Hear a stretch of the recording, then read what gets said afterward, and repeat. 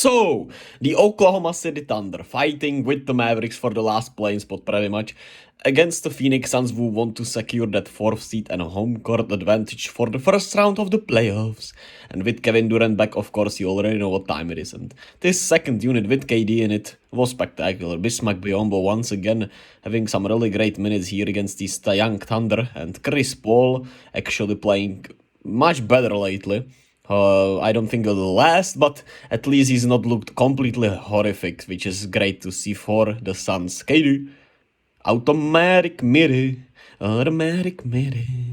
Imagine that first round playoff series between him and LeBron if the Lakers somehow got to that 5th seed. That would be insane, man. D-Book with the insane floater push shot. I don't know what the hell that was, but he looked like me out there. Yeah, I'm like that in real life, surely. Shea dunks it here, and the Thunder may, hang around there in this game. And it's pretty close here in the 4th quarter as Isaiah Joe is left wide open. You can't do that. He's a sniper, and you should know that. And it's a 3-point game here with 5 minutes to go, and the biggest shot of the night here. KD makes it splash from the corner and instantly stops the momentum of the Thunder. Then it was actually DeAndre Ayton who played really great here at the end of this 4th quarter and finished it off for the Phoenix Suns. As Chris Paul here, been hating on him a lot, so I'm gonna show him some love here with the nice shot here. He's still not gonna win anything though. Yeah, it's like that with Chris Paul. The Suns now are pretty much 2 games ahead of the Clippers and the Warriors, 2.5 games, of course. But I feel like they got this 4th seed pretty much locked up here with the way they've been playing with KD, and I think there is no doubt they will be the 4th seed here. While, of course, the play has been looking really well with KD out there. KD had 35, 5, and 5 tonight. D-Book had 22 and 10 assists. He played really well. DeAndre Ayton had 19 and 11 on 12 shots. He actually looked engaged more tonight. Chris Paul, 16 and 8 assists. He looked really good tonight, which is great to see. And overall, they played a really solid game. 13 turnovers to the Thunder's 8, which was the biggest difference in this game pretty much. And the free throw shooting, they fouled way too much, but of course OKC has a lot of players that can draw a lot of fouls. Of course Shea is one of the best at drawing fouls, and tonight it was a little too much, but hey, against OKC it can happen.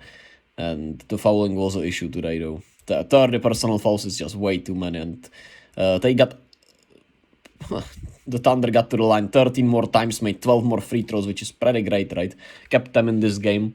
But the Suns otherwise played a really solid game against this young feisty Thunder team, who unfortunately has hit a little bit of a skid here with the play-in playoffs in range. Of course, Mavericks giving them, thankfully, every chance they can because they keep losing also. So OKC still is in that 11th spot, and they need to win at least one game, and they play the Warriors in Oakland, in San Francisco. So that's gonna be a tough one, of course, because it's in San Francisco.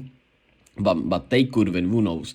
With the Warriors, who goddamn knows, right? But the Warriors at home have been really good, so the question is, can they keep that up? We'll see.